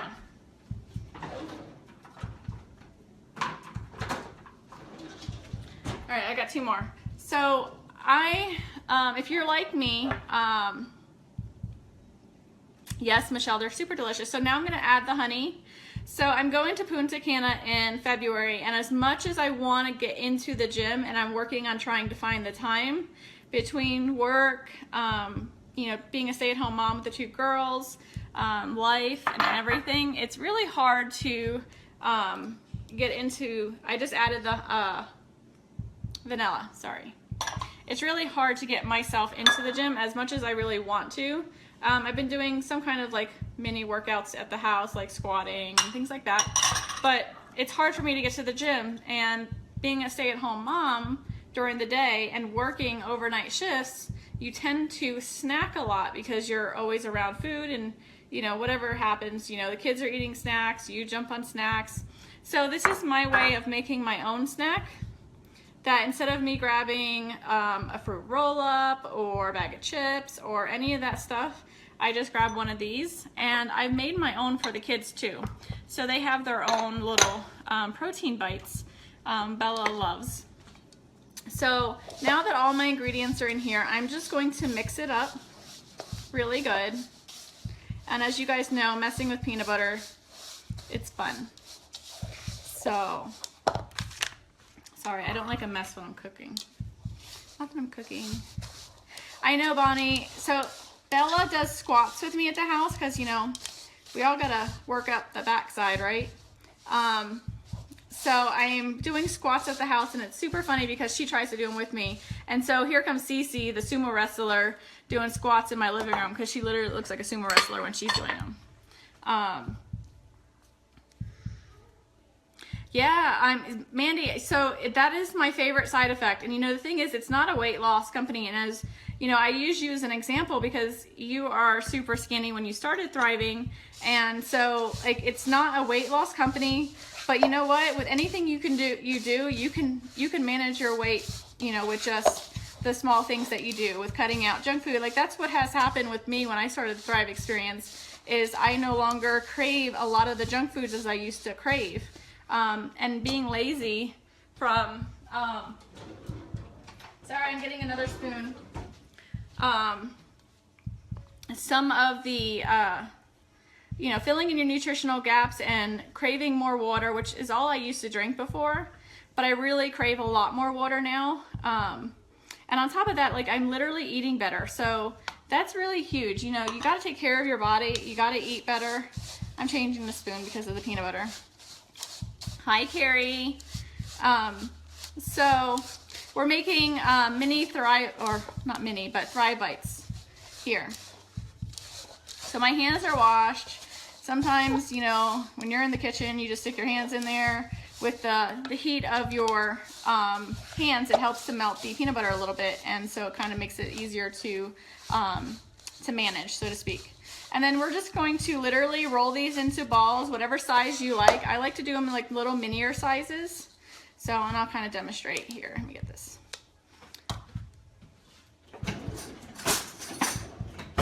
So, get your hands dirty. I take about a teaspoon size. You can see that. And, you know, just pinch it into a ball. And so that's how big I make mine. They're probably a size of a quarter in round. Carrie, they're super delicious and very healthy for you too, except for the fact that they have little mini morsels in them, but I cut the recipe in half when it comes to the mini morsels. And then you can be creative. You can use the strawberry shake with it. You can use the apple pie and create it into like an apple pie little treat. I love the peanut butter because everyone in this house loves peanut butter, and I can never keep it on hand. So it's been really good. Like I said, the girls love them. I don't use the Thrive Lifestyle mix for the girls, but I make them their own little little mini bites, so they feel like they're getting a treat with us too. Yes, Mandy. So these are so, like, honestly, they're really good too. But yeah, and you can do whatever you want with them. You can add anything. I'm not a coconut person, so I don't add coconut to mine, but you can add chunky peanut butter. You can add anything, you know, that you want. Stick them in the fridge, let them chill, and then put them in a little container, and then you're good to go. Grab and go. How many spoons are you required? Listen. I use like one sometimes, but like it's sticky, and you know, usually I just use my hands a lot. Of course they're clean, but you know, I'm trying to be, you know, proper, like professional TV cook, you know. I don't qualify though. So, give me 1 second. They're really good. You guys really have to try them. I will post them in the thread here. I am down 28 pounds since I started the Thrive Experience, and going to Punta Cana in February, I'd like to be down another, you know, a good 5 to 10 pounds. And so this is a really good way for me to do that. And I'm gonna show you kind of what they look like. I'm sure some of you have made some protein bites before. So it's super simple, you guys. Have fun with it. Bella was helping me out, but Chris took her away so she wouldn't talk on the video. Incorporate your kids, like make something for them. Like, and this is super fun. Bella likes to roll these with me, and she does a really good job with it. And it's interaction with your children too at the same time. So that's pretty much it. I'm gonna finish making these, and then I'll come back on later and show you what they look like when they're all done, even though they look the same, just a little firmer. So you guys have a great day, and I'll post the ingredients so Michelle, you can go ahead and continue shopping when you're at Walmart today. All right, guys, have a great day. There are these are great when you have an afternoon slump of work. Yes, so good. And you know, honestly, like I eat them throughout the day, and they're really good snacks for when I work overnights, because when I work overnights, I tend to snack on a bunch of junk food, like things that aren't good for you. And so these have been a really good supplement instead of doing that. So instead of a bag of chips, I'm eating some Thrive Bites. All right, guys, have a great day. This matter comes on for a first appearance. Mr. Rohr, correct me if I'm wrong, but formal charges have not been filed yet? That's correct, Your Honor. The defendant was arrested. Formal charges have not been filed. On my calculation, I believe they will be due to the court at 3:30 on Monday. Thank you. Mr. Mercer, anything you would like to say about that? Not regarding that issue, thank you. So the court has reviewed an affidavit in support of a warrantless arrest. The court has found probable cause for the arrest. Specifically, I see that Mr. Watts was arrested for 3 counts of first-degree murder, each a Class 1 felony, and 3 counts of tampering with a deceased human body, each a Class 3 felony. Again, these are only charges that are named in the affidavit in support of the warrantless arrest. It's the district attorney's office who will ultimately decide what charges, if any, are going to be filed. And Mr. Mercer, would you like me to advise your client of his rights pursuant to Rule 5? Yes, please. Thank you. So, Mr. Watts, I would like you to listen carefully to the rights that you have, okay? Thank you. And so first, you don't need to make any statements. Any statements you make can and may be used against you. Do you understand? Yes. You have the right to counsel. Do you understand? Yes, sir. If you are indigent, you have the right to request the appointment of counsel or consult with a public defender before any further proceedings are held. Do you understand that? Yes, sir. And Mr. Merson is the head of the public defender's office, and he is going to represent you today and potentially in the future. Do you understand that? Yes, sir. Okay. Any plea that you make must be made voluntarily and not the result of undue influence or coercion. Do you understand that? Yes, sir. Right now, charges have not been filed, so this is a limited advisement. I intend to bring you back next week once formal charges are filed on Monday, so I can give you a full advisement. But I will tell you that at this point, the court is not authorizing any bail. Once I know what the official charges are that are filed by the district attorney's office, I'll inform you of the nature of the charges If charges are filed, you have the right to a jury trial, and you have the right to demand and receive a preliminary hearing within a reasonable time to determine whether probable cause exists to believe that you committed any of the charges that are filed by the district attorney's office. Do you understand that? Yes, sir. I believe that your lawyer has filed about 16 or so motions on your behalf, including a request for a preliminary hearing. Do you agree, Mr. Merson, that that time period, that 35 days to have a preliminary hearing, doesn't begin until your client appears in court next week once formal charges are filed? I agree. And I have not seen, correct me if I'm wrong, a proof positive, presumptive, great written motion by your office. Not at this point, Judge. Okay. Okay. And so would you like me to further advise your client of any additional rights? No, thank you. Mr. Rourke, what kind of conditions, if any, are you requesting for the protection order given the circumstances? Judge, I'm going to defer to Mr. Wren. Mr. Wren? People are simply asking for the standard protection order under Title 18 at this point, given the deceased nature of the victims. And I assume based on the no bond hold, the issue of possessing or having access to or control over a firearm or any ammunition is a non-issue until and if bond is authorized. That's correct. Thank you. So, Mr. Watts, I am going to issue a protection order pursuant to Colorado Revised Statutes 18-1-1001. It's going to state that you not harass, molest, intimidate, retaliate against any witness involved in this case. Do you understand that? Yes, sir. If you were to violate the mandatory protection order, it's a Class 1 misdemeanor. Do you understand that? Yes, sir. And could we talk about some of them? I realize that things are happening very quickly. Motions were filed today. There hasn't been a lot of time to object or to file responses. Mr. Merson has filed a number of motions, some of which potentially may be time sensitive. My intention is for the parties to come back to court next Tuesday so I could advise Mr. Watts of his formal charges that are filed no later than 3:30 on Monday. So I'm not sure if I'm going to be requiring the prosecutor to file a response between now and Tuesday, or whether we can resolve some of these issues now. For example, the preservation of certain evidence, like police notes, handwritten notes, like touch DNA evidence, things of that nature.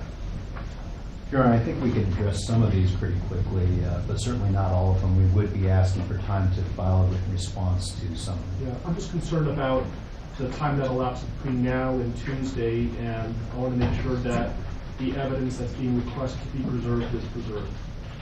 Understood.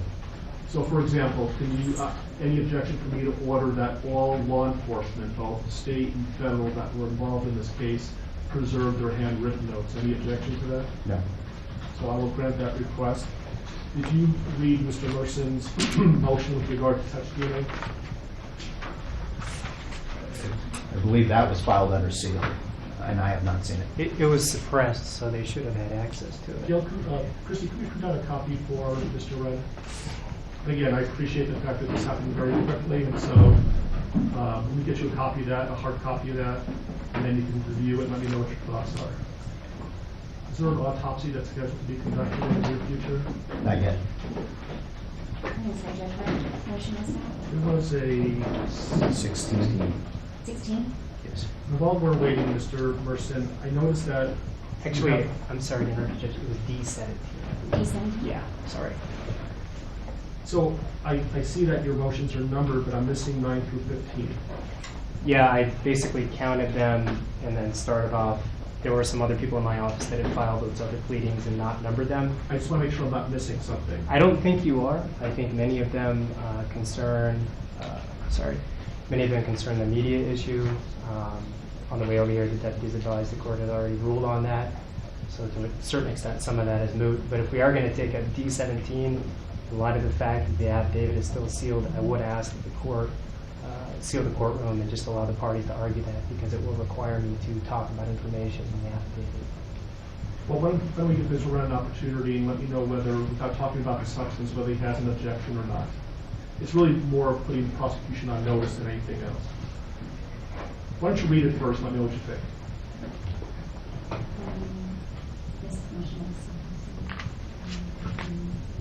can give to the prosecution.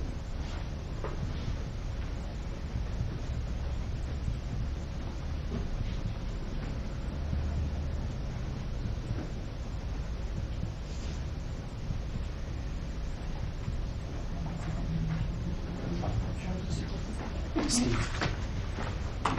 Extra. I might. It was one of the.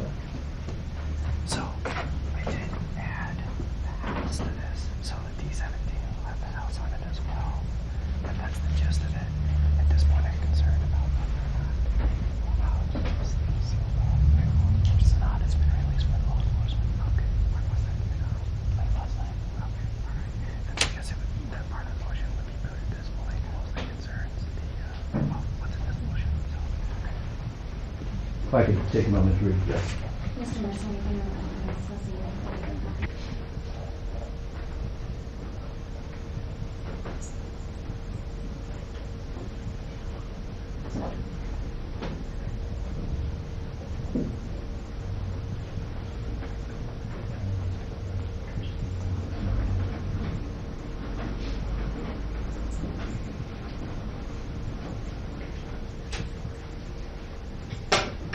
Mr. Rand? Thank you. I'm okay with continuing it. I just don't want there to be any time-sensitive issues between now and next Tuesday that we should have handled today. I think we need to address it today. As I indicated, Judge, at this point, there's not an autopsy scheduled or autopsies. I don't know when that might happen. I don't know if it would happen before Tuesday or not.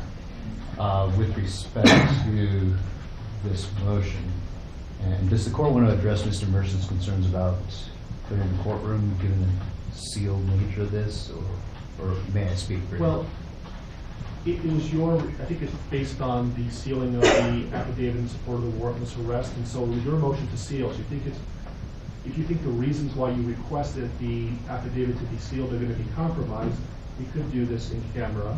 If you believe it's not, then we can talk about it publicly.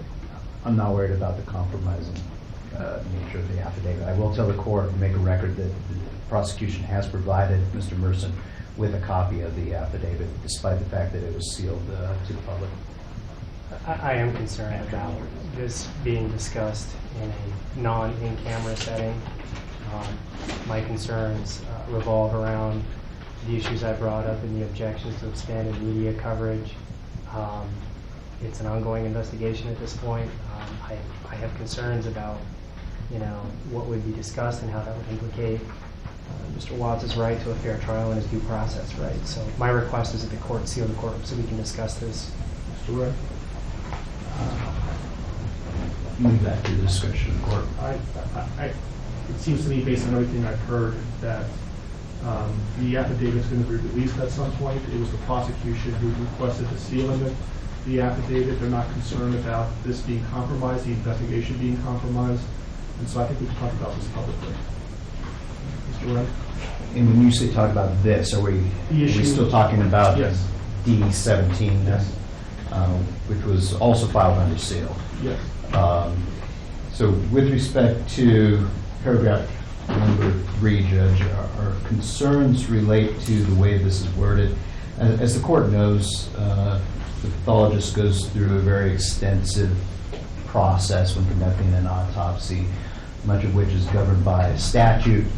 I think most of what he's asking for is standard procedure for an autopsy conducted in this jurisdiction and would be done. However, I have concerns about the way this is phrased in that it orders collection of trace DNA and touch DNA from certain areas of bodies that at this point we don't even have, frankly. Second, we don't know if that trace DNA is going to even exist if we have the bodies. So there's no way to order us to find something that may or may not exist. I think when I read the motion, it essentially is putting the prosecution on notice that at some point they may be in possession of exculpatory evidence, and it's their duty to make reasonable efforts to preserve that and ultimately provide that to the defense. And so I think they're on notice by the mere fact that we're talking about this, that Mr. Wren got a copy of the motion, and if this becomes an issue later on, we can litigate this, and there's some pretty significant sanctions for the destruction of exculpatory evidence. Okay, so that will be the ruling of the court. Your Honor, may I ask one clarifying question? Because the way that the motion is titled talks about the collection of touch or trace DNA at 2825 Saratoga Trail as well as during the autopsy, but the body of the motion does not.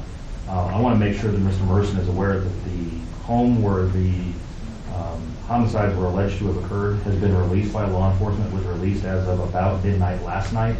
So even as we stand today, we are not in a position to be able to go back in and collect trace DNA from that home. So I just want to make clear that, that the ruling of the court does not require us to do anything affirmative with respect to the home. And Mr. Wren advised me that the government is no longer in control of the home, so I'm aware of that. Thank you. Thank you. Thank you. With regard to the motion for protective order, essentially for nobody to speak to Mr. Watts other than his attorneys and investigators and support staff, I'm assuming there's no objection to that? Correct. You'll put law enforcement on notice on that issue? Yes. Okay. Any other time-sensitive issues that cannot wait until next Tuesday?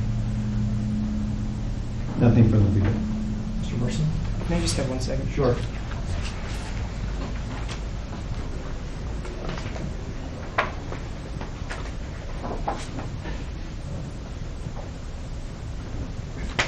Nothing further. Thanks, Judge. Okay, and I would just respectfully ask that if you file anything between now and next Tuesday, certainly into the future, if you could advise your office of this, if there's more than one lawyer working on it, please number every pleading that's filed, and for the prosecution as well, maybe you can use letters. And that way I know that I'm not missing something. That would be wonderful. Yes. Yes. Okay, so we'll see. Let's pick a time next Tuesday. I know everybody's really busy. I just had some time open up. And so what's a convenient time for everybody to be here? I'm also going to be asking if there's victim rights compliance today and see if there's a more convenient time for whoever the victim rights representative is.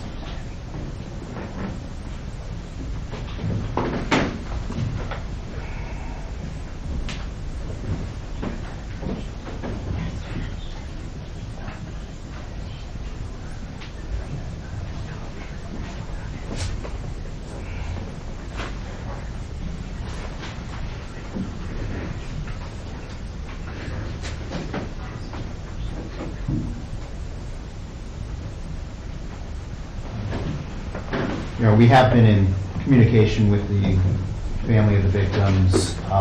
We are in VRA compliance with that, based on that effort. At this point, we don't have any specific times that are good or bad for the family, but we will certainly contact them as soon as we leave and clarify their availability for next Tuesday. How about the attorneys? What's a good time for you to be here on Tuesday? Anytime, Judge. I'll make it work.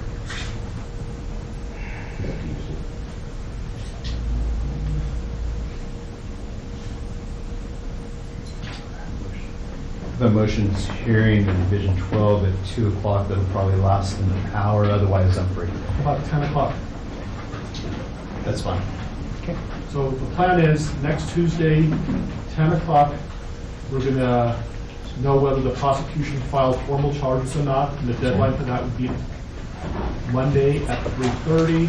I will give Mr. Watts a more detailed advisement, and then we'll decide what the next step is going to be.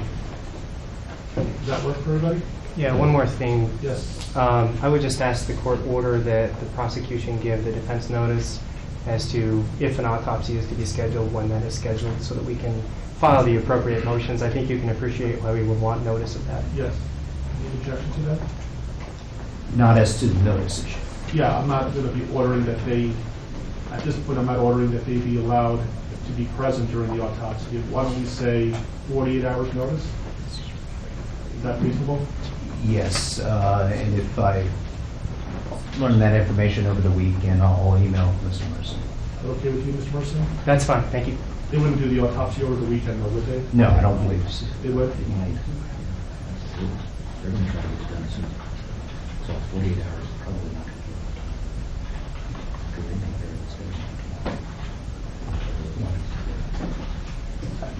The We've all certainly seen autopsies scheduled less than 48 hours after the bodies are recovered. So we will do our best to comply with the notice requirements as soon as we learn the information. Who would be making the decision on when to perform an autopsy? The coroner's office. So can you communicate with them that there's an order that there would be 48 hours notice, and if they, for whatever reason, can't comply with that, you'll let Mr. Mercer know? Is the court ordering that the autopsy not be conducted earlier than 48 hours after the recovery of the bodies? No. Okay. What I'm saying is I'm ordering that you notify the coroner that there's an order that Mr. Mercer is entitled to 48 hours notice, and if they are intending to perform the autopsy sooner than that, they need to let you know before it starts so you can give Mr. Merson reasonable notice. Yes, sir.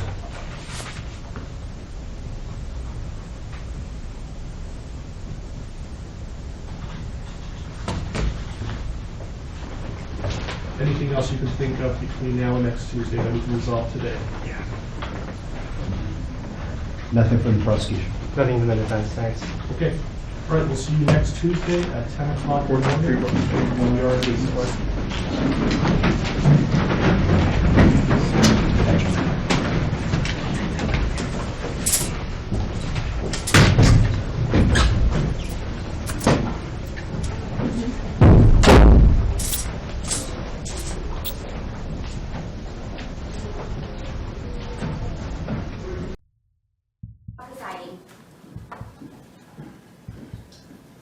Good morning, and welcome to be seated.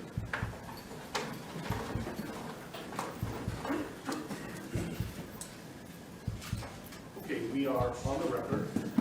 We are in Division 17 of the Weld County District Court, and we are here regarding Weld County case number 18CR2003, people of the state of Colorado versus Christopher Lee Watts. My name is Marcelo Cuptown, a district court judge here in Weld County, and I will be the presiding judge in this case. If I could please have the lawyers identify themselves for the record, starting with the prosecution. Good morning, Your Honor. Michael Rourke on behalf of the people. Patrick Roach on behalf of the people. Your Honor, John Walsh on behalf of the defense. Jim Burson on behalf of Mr. Watts. Thank you. Thank you. And Mr. Rourke, do you want to make a record regarding compliance with the Victims' Rights Act? Yes, Your Honor. We are in compliance with the Victims' Rights Act. Frank Rusick, who is Shanann Watts' father, is present in the courtroom, as is Frankie Rusick, who is Shanann Watts' brother. They are present in the courtroom, and we have advised them of the purpose of today's hearing and what we expect to occur. Thank you. Mr. Watts, last week I gave you a limited advisement because charges had not been filed. They have now been filed, so I'm going to give you a full advisement. If at any time you have any questions, please let me know, and welcome also to certainly consult with your attorneys, okay? Yes, sir. So, you do not need to make any statements. Any statements you make can be used against you. Do you understand? Yes, sir. You have the right to be represented by counsel, and if you're indigent, you have the right to request the appointment of counsel or consult with the public defender before any further proceedings are held, and I see that you've taken advantage of that right. Any plea that you make must be made voluntarily and not the result of undue influence or coercion. You understand? Yes, sir. At this point, I have denied your right to bail, given the charges. You can certainly have a conversation shortly about that issue. You have the right to understand the nature of the charges. We'll go over them in a moment. You have the right to a jury trial. You also have the right to demand and receive a preliminary hearing within a reasonable time to determine whether probable cause exists to believe that the offenses charged were committed by you. Do you understand? Yes, sir. I assume that the defense has received a copy of the complaint and information. Mr. Watts, let me explain to you what you have been formally charged with and what the possible penalties are. Count 1 alleges that on or about August 13, 2018, Christopher Lee Watts unlawfully, feloniously, after deliberation, and with the intent to cause the death of a person other than himself, caused the death of Shanann Watts in violation of Colorado Revised Statutes 18-3-102, subsection 1, subsection A, and that crime is classified as murder in the first degree, a class 1 felony. Do you understand? Count 2 alleges murder in the first degree, also a class 1 felony, and it reads that between and including August 12, 2018 and August 13, 2018, Christopher Lee Watts unlawfully, feloniously, after deliberation, and with the intent to cause the death of a person other than himself, caused the death of Bella Watts in violation of Colorado Revised Statutes 18-3-102, subsection 1, subsection A.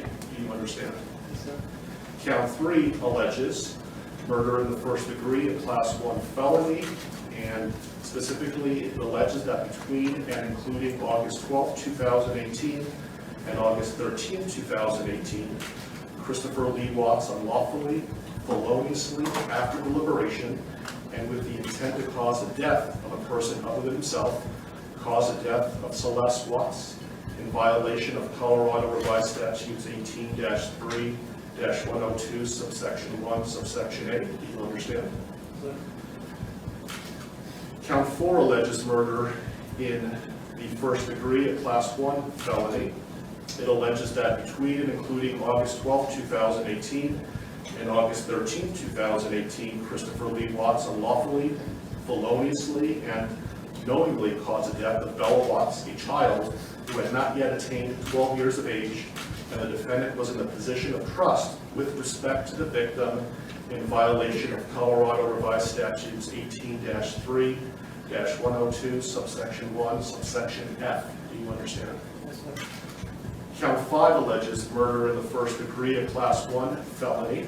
It alleges that between and including August 12, 2018 and August 13, 2018, Christopher Lee Watts unlawfully, feloniously, and knowingly caused the death of Celeste Watts, a child who had not yet attained 12 years of age, and the defendant was in a position of trust with respect to the victim in violation of Colorado Revised Statutes 18-3-102, subsection 1, subsection F. Do you understand?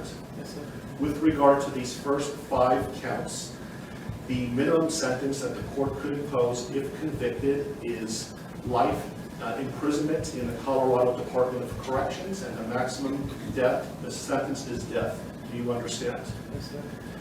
Let me also point out that pursuant to Rule 32.1 of the Rules of Criminal Procedure, the prosecutor would have to file a written statement of intent to seek the death penalty no later than 63 days after arraignment. Do you understand? If a life imprisonment sentence was imposed, it would be without the possibility of parole. Do you understand that? Yes, sir. Count 6 alleges a Class 2 felony of unlawful termination of pregnancy in the first degree.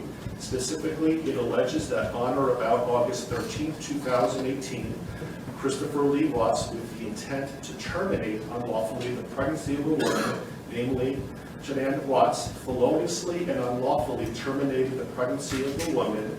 Further, the woman died as a result of the unlawful termination of the pregnancy in violation of Colorado Revised Statutes 18-3.5-103. Do you understand? Yes, sir. The possible penalties, if convicted for this crime, is a mandatory minimum 16 years in prison up to 48 years in prison, followed by an additional mandatory parole period of 5 years. Do you understand? Yes, sir. Count 7 alleges tampering with a deceased human body, a Class 3 felony. It alleges that on or about August 13, 2018, Christopher Lee Watts, believing that an official proceeding was pending, in progress, or about to be instituted, and acting without legal right or authority, unlawfully and feloniously, willfully destroyed, mutilated, concealed, removed, or altered a human body, part of a human body, or human remains with the intent to impair it or their appearance or availability in the official proceedings in violation of Colorado Revised Statutes 18-8-610.5. Do you understand? Yes, sir. Count 8 alleges also tampering with a deceased human body, a Class 3 felony. It alleges that on or about August 13, 2018, Christopher Lee Watts, believing that an official proceeding was pending, in progress, or about to be instituted, and acting without legal right or authority, unlawfully and feloniously, willfully destroyed, mutilated, concealed, removed, or altered a human body, part of a human body, or human remains with the intent to impair its or their appearance or availability in the official proceeding in violation of Colorado Revised Statutes 18-8-610.5. Do you understand? Yes, sir. And finally, count 9 alleges tampering with a deceased human body, a Class 3 felony. It alleges that on or about August 13, 2018, Christopher Lee Watts, believing that an official proceeding was pending, in progress, or about to be instituted, and acting without legal right or authority, unlawfully and feloniously, willfully destroyed, mutilated, concealed, removed, or altered a human body, part of a human body, or human remains with the intent to impair its or their appearance or availability in the official proceeding in violation of Colorado Revised Statutes 18-8-610.5. With regard to counts 7, 8, and 9, those Class 3 felonies carry a presumptive range of 4 to 12 years in the Colorado Department of Corrections. If there were sufficient mitigating circumstances, the minimum could be as low as 2 years. If there were sufficient aggravating circumstances, as many as 24 years. And any prison sentence would be followed by an additional mandatory parole period of 3 years. Do you understand? Yes, sir. Do you have any questions about what I've said so far? Yes, sir. And Mr. Merson, has your office filed a written intent to seek a proof evident presumptive rate hearing? Not yet, Judge, but we will be filing that. This case will be Mr. Walsh's and Ms. Harrell's. They already attorneys listed on the, I believe, the most recent pleading from the defense. Okay, thank you. And I would point out, Mr. Watts, that the prosecution also indicated in the complainant information that these were acts of domestic violence. Do you understand that? Yes, sir. Okay, thank you. And so, Mr. Walsh, what is your request today? Your Honor, considering that we haven't received any discovery of the case, we're not in a good position at this point to advise the court about what kind of time we'll need. My suggestion to the court is that the court allow Mr. Watts to reserve the preliminary hearing in the case, reserve the proof evident hearing, and set the matter for a status conference about 60 days out. So just to be clear, he is waiving his right to have a preliminary hearing within 35 days, that he's not seeking a proof evident presumption rate hearing prior to the setting of the status conference in about 60 days, but he's reserving his right to have those hearings in the future, but not necessarily within 35 days. Is that right? Yes, Your Honor. We've spoken about those issues. And do you understand what we're talking about, Mr. Watts? Yes. Do you have any questions about that? Okay. And Mr. Rourke, do you have any objection to that request? No, Your Honor, that seems like the prudent way to proceed at this point. Okay. Let me give you a date that, how does, so 60 days is about October 20th or so. I have October 11th. Does that date work for the parties? I can go a little bit further if you like as well. I think a little bit further would make sense, Your Honor. Thank you.